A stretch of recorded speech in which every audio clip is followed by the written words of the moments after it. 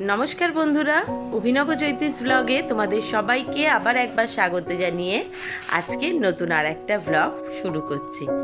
সকাল সকাল ঠাকুরকে পুজো দিয়ে দিনটা শুরু করলাম, আর সেই সঙ্গে সকলের সুস্থতা কামনা করে নিলাম। তোমরা সকলে কেমন আছো সেটা কিন্তু অবশ্যই জানিও। আজকে শনিবার সকালবেলা রিক স্কুলে পেরিয়ে যাওয়ার পর অসম্ভব মাথা ধরেছিল। এই গরমের সময়টা আমার একটুখানি বেশি সাইনাসের ধাত রয়েছে, তো এত মাথা যন্ত্রণা করছিল, থাকতে পারছিলাম না। গিয়ে এসে আবার একটুখানি বসে পড়তে বেশ খানিকটা লেট হয়ে গেছে, তাই ঝটপট করে রান্নার কাজ শুরু করে দিয়েছি। দাদা আজকে একটু তাড়াতাড়ি অফিস বেরোবে, মোটামুটি 12:30টার মধ্যে, আর এরই মধ্যে ঘড়িতে বলছে প্রায় 10টা 15 মতো বাজে। একটুখানি চা জলখাবার সেরে নিয়ে ঝটপট করে রান্না করব। নিরামিষ রান্না শনিবার খুব তাড়াতাড়ি হয়তো হয়ে যাবে, কিন্তু যতক্ষণ না রান্নাটা করে উঠতে পারছি একটা টেনশন তো থাকেই। আজকে কি রান্না করব তাড়াহুড়ো করে ভাবতে দাদাকে দিয়ে বাজার থেকে ফুলুরি আনিয়েছিলাম। ফুলুরির তরকারির রেসিপি তো এর আগে তোমাদের সঙ্গে শেয়ার করেছি। তো একটু পাতলা পাতলা করে লম্বা লম্বা করে আলু কেটে একটু গোটা জিরে, গোটা গরম মশলা, হিং ফোড়ন দিয়ে আলুটাকে ভেজে তাতে টমেটো, আদা, পরিমাণ মতো লবণ, মিষ্টি, লঙ্কা, হলুদ, একটু জিরে গুঁড়ো, একটুখানি চিকেন মশলা, একটু গরম মশলা সমস্ত রকম দিয়ে আলুটা ভালোভাবে কষিয়ে নিয়ে জল ঢেলে দিয়েছি। আর ফুলুরিগুলোকে অর্ধেক অর্ধেক কেটে রেখেছি। তার সঙ্গে দোকানের শেষের দিকে যে বড়া হয় সেই বড়াও 2-4টে দিয়ে দিয়েছিল, তো সেগুলোও একবারে দিয়ে দিলাম তরকারির মধ্যে। আর নামাবার আগে কিছুটা ঘি, কিছুটা গরম মশলা আর একটু ভাজা মশলা 2 রকম মিশিয়ে দিয়ে দিয়েছি। তাহলে রান্নাটা দেখতেও ভালো হয়, খেতেও ভালো হয়, সেন্টটাও ভালো আসে। আর এখানে প্রেসার কুকারে বসিয়ে দিয়েছি অরহর ডাল সেদ্ধ হতে, আর একদিকে ভাত ফুটছে। তারই মধ্যে আলু আর বেগুনটা কেটে রেখেছিলাম, পোস্ত হবে আর বেগুনি হবে। ডালটা সেদ্ধ হয়ে গেলেই ঝটপট করে পোস্তটা করে নিয়ে ডাল সাদলাবো। আজকে রান্নার ভীষণ তাড়া, দাদা তাড়াতাড়ি বেরোবে, ছেলে এসে খাবে, আবার দুপুরবেলা মেশিন সারাবে, মানে এসির মেশিনটা সার্ভিস করতে লোক আসবে, সেখানে দাঁড়িয়ে থাকতে হবে, তাই খুব হুটোপাটি করে রান্না সেরে নিচ্ছি। কোনো রকমে এই বেসনটা গুলবো। মোটামুটি রান্না সবই হয়ে গেছে, বেগুনিটা ভাজবো, দিয়েই দাদাকে খেতে দেবো। তারপর ছেলে আসলে আমি আর ছেলে দুজনে একসঙ্গে খাওয়া দাওয়া সেরে নেবো।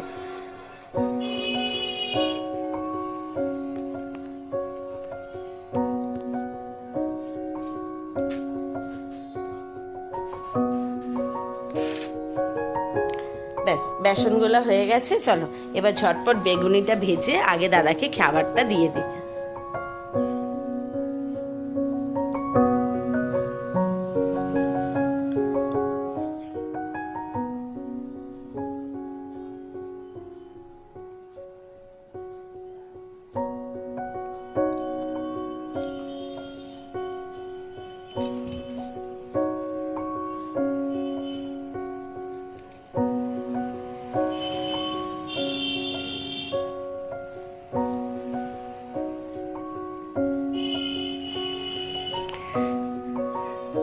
ছেলে আসবার পর খাওয়া দাওয়া সেরে বেশ অনেকক্ষণ বসে অপেক্ষা করছিলাম, আর একটুখানি টুকিটাকি কাজও সেরে নিলাম সেই ফাঁকে। আর এনাদের আসবার কথা ছিল দুপুরবেলা, কিন্তু দুপুর গড়িয়ে ওনারা আসলেন ঠিক বিকেল, তখন 5টা 10-15 হবে। এসে এখন মেশিনটাকে পুরো খুলে ওপরের কভার টভার সরিয়ে নিচ্ছে, দিয়ে ওটাকে একদম, যেহেতু গরমটা মারাত্মক রকম পড়ে গেছে, আর এইবার তো এসি না চালালে, মানে যদিও প্রত্যেক বছর করি, এসিটা চালাবার আগেই একটা সার্ভিস দিয়ে নিই, তাতে এসিটা তো ভালো থাকেই, আর সেই সঙ্গে হঠাৎ করে এতদিন বন্ধ থাকবার পর ধুলো ময়লা তো সমস্ত রকম এসিতে জমে যায়, তো সেই অবস্থায় ঠান্ডাটাও ঠিকঠাক হয় না। আর ফট করে কিছু ইলেকট্রনিক্স জিনিস একটুখানি চেক করে নিয়েই চালানোটা উচিত, তো প্রত্যেক বছর সেই জন্য আগে সার্ভিস করে নিয়েই চালানো হয়। কিন্তু এবছর আর কি করে বুঝবো, যে বুঝতে পারবার আগেই হঠাৎ করে এই রকম মারাত্মক গরম পড়ে যাবে। মানে গরমে কি যে অবস্থা নাজেহাল সকলেরই হচ্ছে। হঠাৎ করে এই যে গরমটা পড়েছে, যদিও বলছে রবিবার বৃষ্টি হবে, কিন্তু তার আগে যতক্ষণ না রবিবারটা আসছে ততক্ষণ কিছু বোঝা যাচ্ছে না। আর আজকের গরমটা যেন সব থেকে বেশি মনে হচ্ছে। যাই হোক, ওই জন্য এসিটা আগেই চালানো শুরু করে দিয়েছিলাম। তো দাদা বললো না, এরম এরমভাবে চালিয়ে নেওয়াটা উচিত না। যা 2-4 দিন চলেছে। ওনাদেরকে গতকালই ফোন করা হয়েছিল, তাই ওনারা আজকেই টাইম দিয়েছিলেন বিকালে দুপুরে আসবেন সার্ভিস করতে। তো ওনারা ওদিকে ওনাদের কাজ করছে, আমার দাঁড়ালে চলবে না। সন্ধেবেলা ছেলেকে নিয়ে একটু বাজারে বেরোবার আছে, তাই ঝটপট করে রাত্রে রান্নাটা সেরে রেখে দিচ্ছি।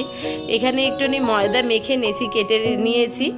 আর ওখানে দেখতেই পেলে আলু কেটে আলু ভাজা করে নিয়েছি। ছোলার ডাল সেদ্ধ করা আছে, ওটা পরে সাদলাবো। তার আগে ওনারা জেড মেশিন দিয়ে মেশিনের ভেতরটাকে পুরো ধোবে, তো সেটাই একটু দেখতেও আসলাম আর তোমাদেরকে দেখাতেও আসলাম।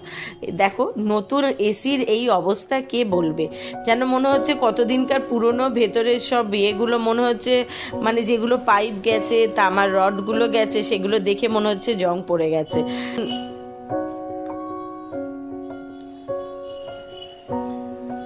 দেখো কত সুন্দর জেড মেশিন দিয়ে ভালোভাবে ধুয়ে পরিষ্কার করে দিচ্ছে। আগে ভালো করে সাবান জল করে ওগুলো ব্রাশ দিয়ে ধুয়ে নিয়েছে, তারপরে এই জেড মেশিন দিয়ে ধুয়ে সমস্ত ধুলো ময়লাগুলো পরিষ্কার করে নিচ্ছে।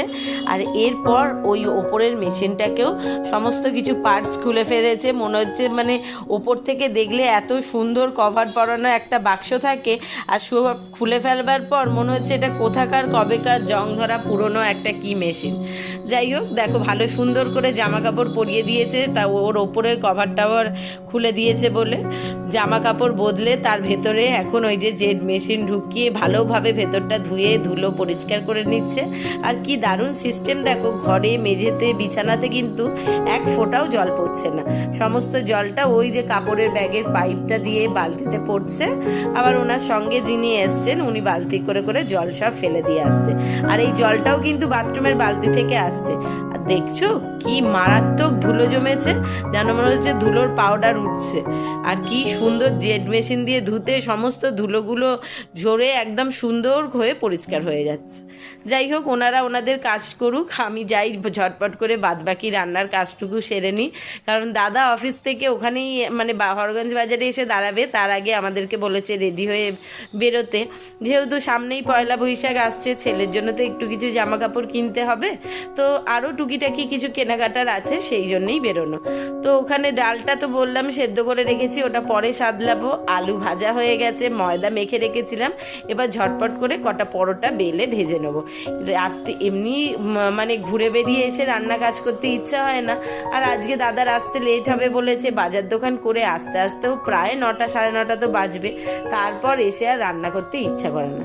আর যা গরমটা পড়েছে, কতক্ষণে যে গ্যাসের সামনে থেকে সরে গিয়ে ঘরে একটু বসবো সেইটাই বেশি চিন্তা করছি। তারপরে এসিটাও পরিষ্কার হয়ে গেছে। দাদা বাড়িতে ফেরবার পর ছেলে বাড়িতে থাকলে সকলে গিয়ে ঘরে বসে একটুখানি গল্প কথা বলতে ভালো লাগে, তাই ঝটপট করে রান্না কাজগুলো মোটামুটি সেরে নিয়েছি। পরোটাও ভাজা হয়ে গেছে। আর দেখো পরিষ্কার করবার পর এসিটাকে থেকে কি সুন্দর পুরো ঝকঝকে হয়ে গেছে, আর ঠান্ডা এত সুন্দর হচ্ছে, পুরো ধোঁয়া বেরোচ্ছে। যাই হোক, এখানেরও কাজ কমপ্লিট, রান্নাও হয়ে গেছে। চলো এবার ঝটপট স্নান সেরে আমি আর ছেলে দুজনে একসঙ্গে বেরিয়ে পড়েছি বাজারে। দাদাও যদি অফিস থেকে বেরিয়ে গেছে, ফোন করেছিল, আমাদেরকে বলেছে যে তোমরা যে দোকানে যাবে আমাকে একটু জানিয়ে দিও, আমি সেখানে গিয়েই দাঁড়াবো। তো চলো এবার বেরোনো যাক, বাজারে গিয়ে দেখি কি ছেলের পছন্দ হয়, কি কিনে দেয়া যায়।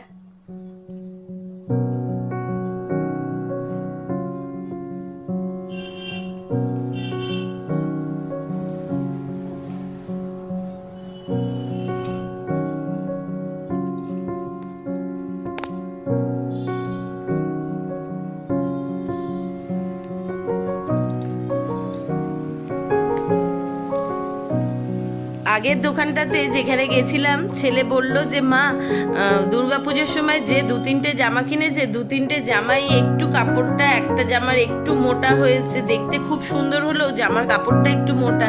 আর সবচেয়ে বড় কথা কি, জামাগুলো গায়ে একদম ফিটিংস হচ্ছে। আর এই গরমে বেশি টাইট জামা কাপড়ও পরা যায় না, তো ওর ইচ্ছা ছিল যে এবার 2টো পিস কিনে জামা বানাবে। তো একটা আগের দোকান থেকে গিয়ে দুটো জামার পিস কিনে নেওয়া হয়েছে।